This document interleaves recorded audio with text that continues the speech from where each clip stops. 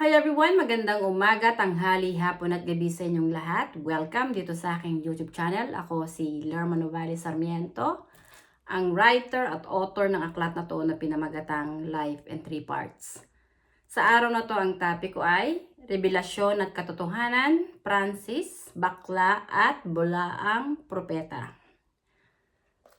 Tayong lahat ay tinawag ng Diyos para maging liwanag at asin dito sa mundo. At ang ating misyon ay sumunod sa yapak ni Jesus na magpahayag ng katotohanan. At ang katotohanan ay kay Jesus mo lang masusumpungan para makilala mo ang sarili mo kung sino ka ba talaga at kung bakit ka umiiral at nabubuhay dito sa mundo. Ipinahayag ni Jesus ang katotohanan na templo ng Espiritu Santo ang katawan ng tao at ang tao ay hindi nabubuhay para sa sarili lang. Sinabi ni Jesus na ating parangalan ang Diyos sa ating katawan. Sinabi ni Jesus, there is power once you receive the Holy Spirit. You will become my witnesses in Jerusalem, in all Judea, in Samaria, and at the end of the earth.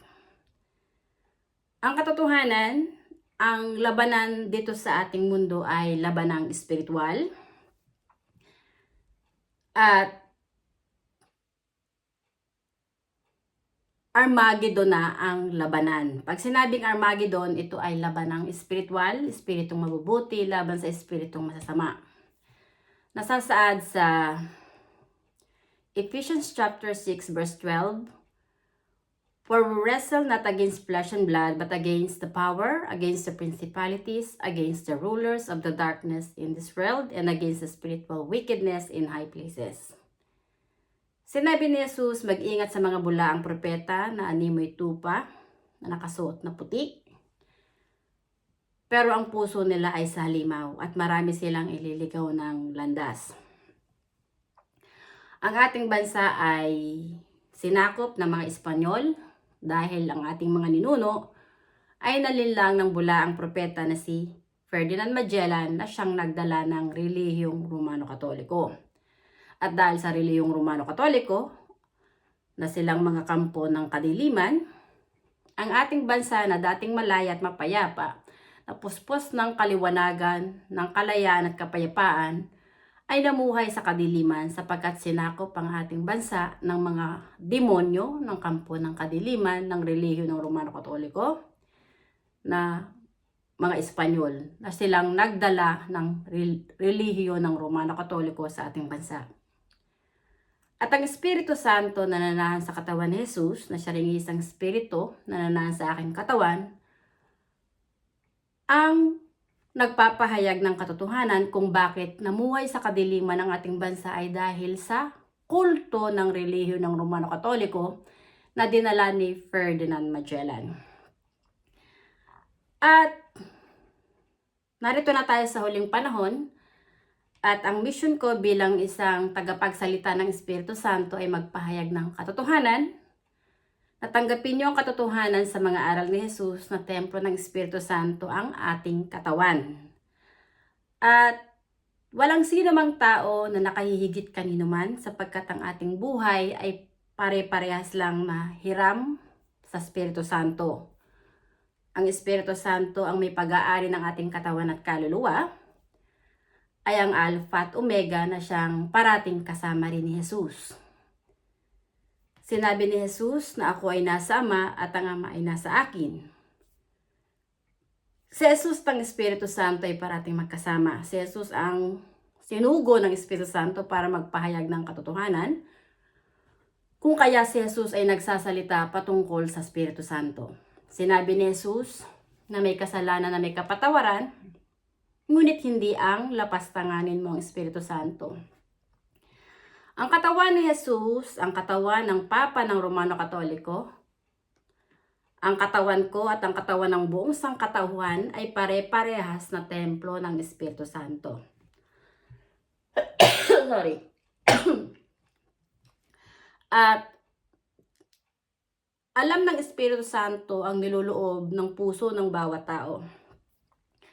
Kung sino yung mga nakikinig sa mga salita niya, na naniniwala kay Jesus, na ang kinikilala lang na kanilang Diyos at amang espiritual ay ang Espiritu Santo. Alam din ng Espiritu Santo kung sino yung mga bulaang propeta na nagmamataas at nagmamayabang sa Kanya, na kinakalaban ng Espiritu Santo. Ang Papa ng Romano Katoliko, hinihikayat kayo niyan na magrosaryo, sumamba sa mga rebulto, santo-santuhan at Diyos-Diyosan, at iduluhin si Maria na ina ng Diyos. Pero kung babasahin mo ang mga aral ni Jesus, ang tawag ni Jesus kay Maria ay babae lang. Sapagkat ang katotohanan, si Maria ay hindi nakahihigit sa Espiritu Santo na siyang amang espiritual na nagsugo kay Jesus. Si Maria ay tao rin lang na pinahiram ng buhay ng Espiritu Santo. Si Maria ay ang babae na pinili ng Diyos Ama, ng Espiritu Santo dito sa mundo para siyang magdalang tao kay Jesus, para ipanganak si Jesus sa mundo. At maraming tao ang hindi nila ito nasusumpungan. Na si Jesus ay Mesiya, bugtong na anak ng Espiritu Santo. At ang Espiritu Santo ang itinataas ni Jesus na kanyang Ama na parating niyang kasama. At ang Espiritu Santo rin ang nagtataas ng pangalan kay Jesus na si Jesus ay anak ng Diyos. Dahil si Jesus at ang Ama ay parating magkasama. Ang Espiritu Santo at si Jesus parating magkasama. Itong Papa ng Romano Katoliko na si Francis, honestly, yan na yung pinakahuling Pope sa relihiyon ng kulto ng Romano Katoliko. Dahil mahahayag sa buong mundo na ang Espiritu Santo lang ang nag-iisang Diyos at amang espiritual na may pag-aari ng buhay nating mga tao na dapat lang kilalanin na ating amang espiritual at Diyos na nagbibigay ng buhay sa ating mga tao para malupig ang kasalanan. Gawa ng kasalanan, mamamatay ang katawan at kaluluwa ng tao at sa impyerno yun mapupunta. Si Jesus, Mesiya ng Espiritu Santo. Ang misyon ni Jesus, hulihin ang bawat kaluluwa na naliligaw ng landas, na magbalik loob sa Espiritu Santo para patawarin ng Espiritu Santo ang kasalanan ng tao at nang sa gayon, maligtas ang kaluluwa ng tao na huwag mapunta sa impyerno. Walang mga bulaang propeta na nakakapasok sa kaharian ng Diyos Ama sa langit. Dahil alam ng Espiritu Santo kung anong katotohanan, kung anong niloloob ng puso nila. Ang mga bulaang propeta, itinataas nila ang kanilang sarili na sila yung tawaging amang espiritual. Pero ang katotohanan, itong mga bulaang propeta na to, hindi nila naunawaan na maging ang kanilang katawan ay templo ng Espiritu Santo at ang Espiritu Santo lang na nasa katawan ng tao ang totoong nag-iisang amang espiritual at hindi ang mga pare. Kung kaya sinabi ni Jesus, huwag niyong tatawagin ng sino mang tao dito sa lupa na inyong ama sapagkat iisa lang ang ama at iyon yung amang nasa langit. Ang pinatutungkulan dito ni Jesus na huwag yung tatawagin na ama ay ang mga pari. Dahil ang mga pari ay mga tao rin lang na katulad natin na pinahiram ng buhay ng Espiritu Santo. At ang mga pari hindi yan nakahihigit sa atin. Totoo yung sinabi ni Jesus na tanging ang anak lang ang nakakakilala sa ama at tanging ang ama rin lang ang nakakakilala sa kanyang anak. May sinalungat akong pari na tinanong ko sa kanya bakit ka nagpapatawag ng Father. Ang pangalan niya Giovanni.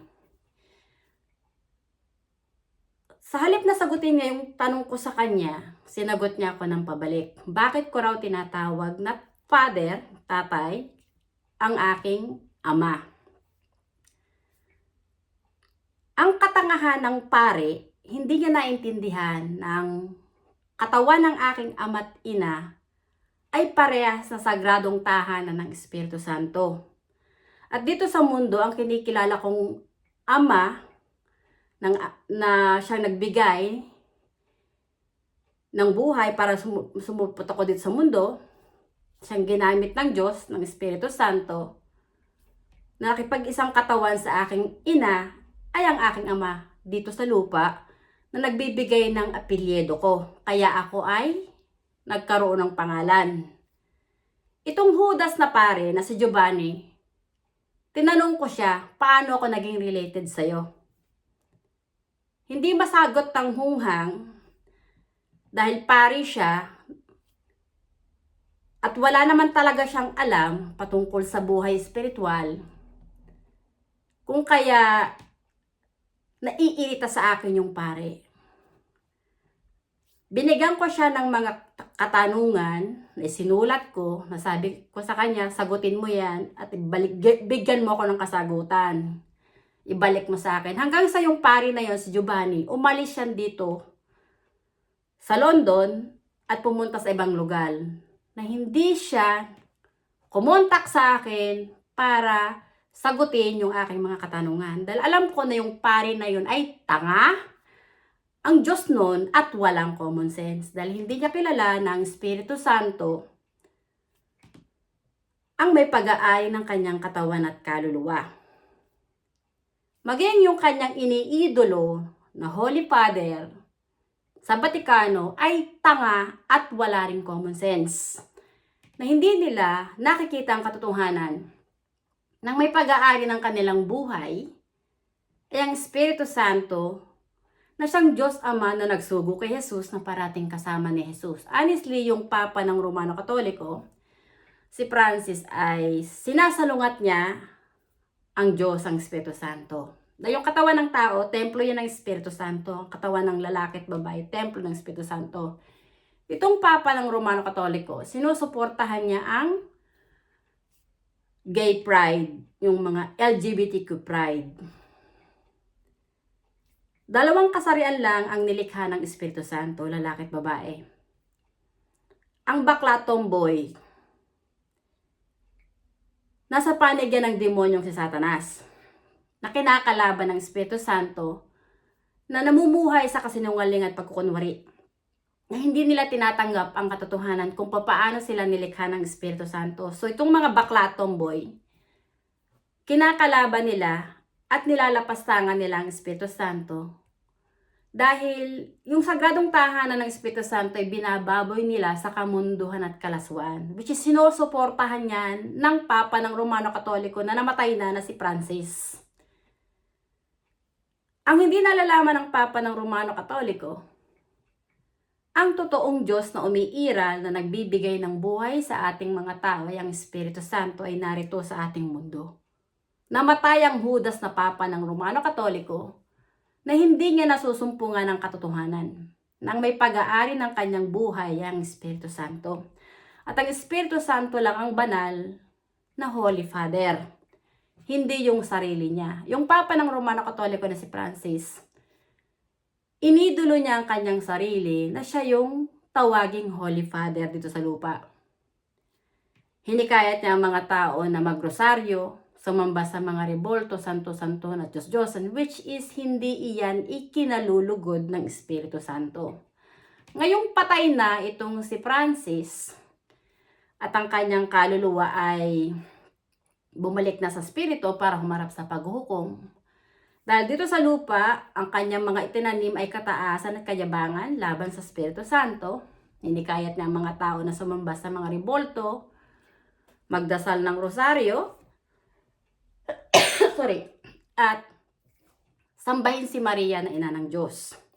Which is pamumusong yan, kalapastanganan, at wala yang kapatawaran sa Espiritu Santo. Dahil walang sino mang tao ang nakahihigit sa Espiritu Santo. Ang katawan ni Maria ay templo ng Espiritu Santo. Katawan ni Jesus ay templo ng Espiritu Santo. Ang katawan ko ay templo ng Espiritu Santo. Yung Papa ng Romano Katoliko ng mga namatay na mga pari ng mga namatay na, lahat ng katawan ng mga yon ay templo rin ng Espiritu Santo. Ang may hawak ng buhay ng bawat tao ay ang Espiritu Santo. Tayong lahat ay binigyan lang ng Espiritu Santo ng pansamantalang buhay para maglakbay dito sa mundo. Darating ang araw, aalis ang Espiritu Santo sa ating katawan at mamamatay tayo, katulad ng mga taong lumisan na dito sa mundo. Ang Espiritu Santo ay umalis na sa kanilang katawan kasama ang kanilang kaluluwa. Yung mga kaluluwa ng mga tao na yun ay hinukumanan ng Espiritu Santo. At kapag namatay ka na dito sa lupa, at bumalik na ang kaluluwa mo sa Espiritu, kung dito sa mundo, hindi mo sinamba ang Espiritu Santo, ang iyong Diyos at ang mga espiritual, sa kabilang buhay, kapag hinukuman ka na ng Diyos, ng Espiritu Santo, hindi ka niya kikilalanin anak niya dahil hindi mo siya sinamba. Pero kung naging kaisa ka ni Jesus, na naging gising yung iyong diwa, at nasumpungan mo sa puso mo ang katotohanan, na kaya ka pala nabubuhay at umiiral dahil sa presensya ng Espiritu Santo, magpapasakop ka sa Espiritu Santo para ipahayag ang ebanghelyo ng Diyos at ipakilala ng Espiritu Santo lang ang dapat kilalanin na amang espiritual na nanasa katawan ng tao na dapat sambahin at kilalanin. Hindi ang mga bula ang propeta, hindi ang mga pari na nakasuot na puti na iniidolo ang sarili nila na sila yung amang espiritual. Honestly, narito na tayo sa huling panahon. Ang laban ko ay hindi laban sa laman at dugo, kundi laban sa mga kampo ng kadiliman, ng kulto ng relihiyon ng Romano Katoliko.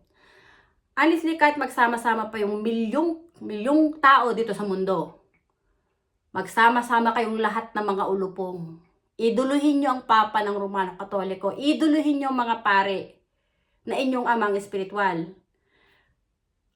Ang Espiritu Santo, kaya niyang lupigin ang milyong katao ng sabay-sabay kung gugustuhin niya. Kung matatandaan nyo nung nagkaroon ng COVID-19, milyong katao ang namatay sa buong mundo.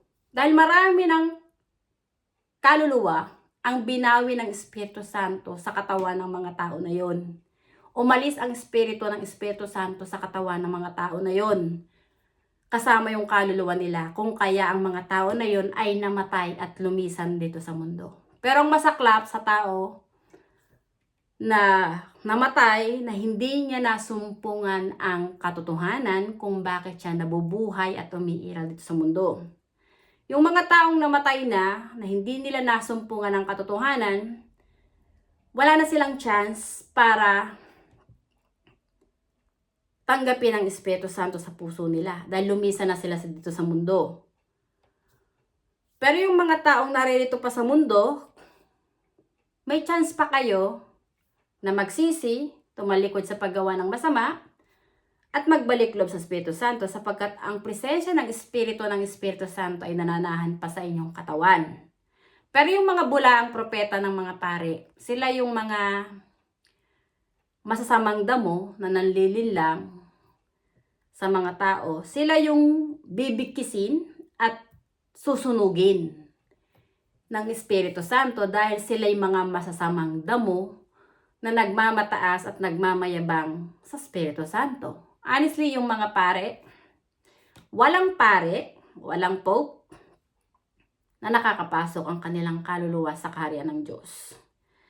Honestly, sa banal na kasulatan na sasaadin, sinabi ng Panginoon, huwag mong kakanin ang laman at dugo ng iyong kapwa sapagkat nasa dugo nito ang buhay nito at kapag kinain mo ay mamamatay ka. Ang ibig ipahiwatig dito sa salita na to, sa talata na yon na sinabi ng Panginoon, ay huwag mong pag-iintilisan ang kapwa mo na halayin. Gawa ng uhaw ka sa tawag ng kamunduhan at kalaswaan, huwag mong hahalayin ang iyong kapwa. Dahil yung kaluluwa ng kapwa mo, yung buhay ng kapwa mo. At kapag hinalay mo ang katawan at kaluluwa ng iyong kapwa dahil uhaw ka sa tawag ng kamunduhan at kalaswaan, mamamatay ka. Honestly, maraming mga pari ang mga pedophilia at mga rapists. Honestly, yung isang pope na namatay na si Benedict, siya mismo ang nagpalabas na maraming mga madre sa kumbento ang minumolestya at ginagahasa ng mga pari.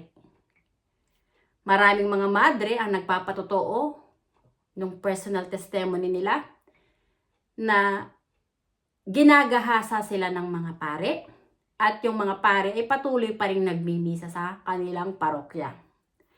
Well, honestly, ang mga pare ay mga halimaw na nakaabitong puti na nagbabanal-banalan. Hindi mga banal ang mga pare. Kaya hindi nyo dapat tawaging Father ang mga pare.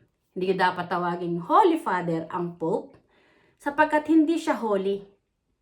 Demonyo yun. Siya yung demonyo na nagmamataas at nagmamayabang sa Espiritu Santo na itinataas ang kanyang sarili na siya yung kilalanin na Holy Father. Honestly, yung si Francis at yung mga namatay ng mga Pope ay ang kanilang kaluluwa ay wala sa langit. Hindi sila pinatawad ng Espiritu Santo dahil hindi nila itinuro ang katotohanan. Hindi sila naging kiisa ni Jesus na ang kinikilala at itinataas na talagang Holy Father ay ang Holy Spirit lang. Kaya talaga sinasabi ko sa inyo, yung Papa ng Romano Katoliko na si Francis, wala ang kaluluwa nun sa langit. Nasa impyerno. Nag-join siya sa mga kapwa niya, Pope at mga pare na mga Judas at mga bulaang propeta na nangahas mangaral ng salita ng Diyos na hindi naman nila tinanggap ang Espiritu Santo kay Jesus. Kung kaya hindi rin sila pinatawad ng Espiritu Santo at hindi rin sila kinilala ng Espiritu Santo na anak ng Diyos. Ang Espiritu Santo lang na nananahan sa ating katawan ang dapat nating parangalan, ibigin ng higit sa lahat, at kilalanin na ating Diyos at Amang Espiritual para maging kapatid tayo ni Jesus sa Espiritu na maging anak ng Diyos, na ang tanging kinikilala na Amang Espiritual ay ang Espiritu Santo na nananahan sa ating katawan. Ang Espiritu Santo ang magbubuklod sa atin para magkaisa tayo na maging kaisa ni Jesus na maging anak ng Diyos. Ang mga pare, ang Papa ng Romano Katoliko, ay mga bula ang propeta na nasa panig ng demonyong si Satanas na nagmamataas at nagmamayabang sa Espiritu Santo. Yan naman ang manghihikayat sa inyo para kalabanin nyo at lapastanganin nyo ang Espiritu Santo na nananahan sa inyong katawan para mahiwalay ang kaluluwa nyo sa Espiritu Santo. At gawa ng kasalanan na ginawa nyo dahil inidolo nyo ang mga pare, ang inyong Amang Espiritual at ang Papa ng Romano Katoliko ang inyong iniidolo na inyong Holy Father, ang kaluluwa nyo ay mahihiwalay sa Espiritu Santo at dahil doon, hindi kayo kikilala ng Espiritu Santo na anak niya. At dahil itinakwil nyo ang Espiritu Santo sa puso nyo at inidolo nyo ang mga pare at ang Papa ng Romano Katoliko inyong Amang Espiritual, sa araw na humarap na ang kaluluwa ng tao sa Espiritu Santo, itatakwil din kayo ng Espiritu Santo. Sasabihin sa iyo ng Espiritu Santo, talaga hindi kita nakikilala. Umalis ka sa aking harapan. Dahil nga ang mga sinasamba ng mga taong ito ay mga ribolto, santo-santuhan at Diyos-Diyosan. At ang Espiritu Santo ay hindi nalulugod na sumamba ka sa mga ribolto, santo-santuhan at Diyos-Diyosan na inukit lang ng kamay ng tao. Dahil ang Espiritu Santo na nananahan sa iyong katawan, sa ating katawan, ay ang Diyos na umiiral na lumalang sa ating mga tao, na parati nating kasama na nagbibigay ng buhay sa atin. At ang naging misyon ko ay sumunod sa yapak ni Jesus. Hulihin ang bawat kaluluwa ng bawat tao, natanggapin ang katotohanan na templo ng Espiritu Santo ang ating katawan. At tanging ang Espiritu Santo lang na nananahan sa ating katawan ang dapat nating kilalanin na ating Amang Espiritual at Diyos nang malupig ang kasalanan at nang sa gayon, kilalanin tayo ng Espiritu Santo na anak niya. Ang mga tao na hindi nila tatanggapin ang katotohanan na templo ng Espiritu Santo ang kanilang katawan at patuloy pa rin silang magiging mapagmataas at mayabang sa Espiritu Santo. Sa oras na umalis na ang Espiritu Santo sa kanilang katawan, mamamatay sila at ang kanilang kataasan at kayabangan ay magwawakas. At ang kataasan at kayabangan nila ang magpapahamak sa sarili nila. Dahil hindi sila kikilalanin ni Jesus, hindi sila kikilalanin ng Espiritu Santo na anak ng Diyos. Dahil hindi nila kinilala ang Espiritu Santo, ang kanilang Diyos at Amang Espiritual. Ang mission ko ay magpahayag ng katotohanan, magbahagi sa inyo kung bakit sinabi ni Jesus na siya ay Diyos at anak ng Diyos.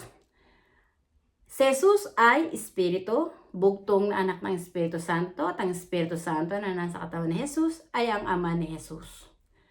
Ang Diyos Ama at si Jesus ay narito sa ating mundo. Kung naglalakbay ka sa Espiritu at katotohanan, alam mo na ang presensya ng Diyos ay nananahan sa iyong katawan dahil siya yung gumigising sa iyo at nagbibigay ng buhay sa sarili mo. Dito sa ating mundo, marami rin ang mga tao na mas iniibig nila ang pera kaysa sa Espiritu Santo. Na naging gahaman sa posisyon, naging gahaman sa kayamanan, pero darating ang araw, babawi ng Espiritu Santo ang kaluluwa sa kanilang katawan, aalis ang Espiritu Santo sa kanilang katawan, mamamatay sila, at yung kanilang mga kasakiman sa yaman, mga pagnanakaw na ginagawa nila para ariin nila yung hindi naman nila pag-aari, ay kalapastanganan din yung sa Espiritu Santo at wala yung kapatawaran. Kung kaya yung mga taong naging gahaman sa posisyon, naging gahaman sa yaman,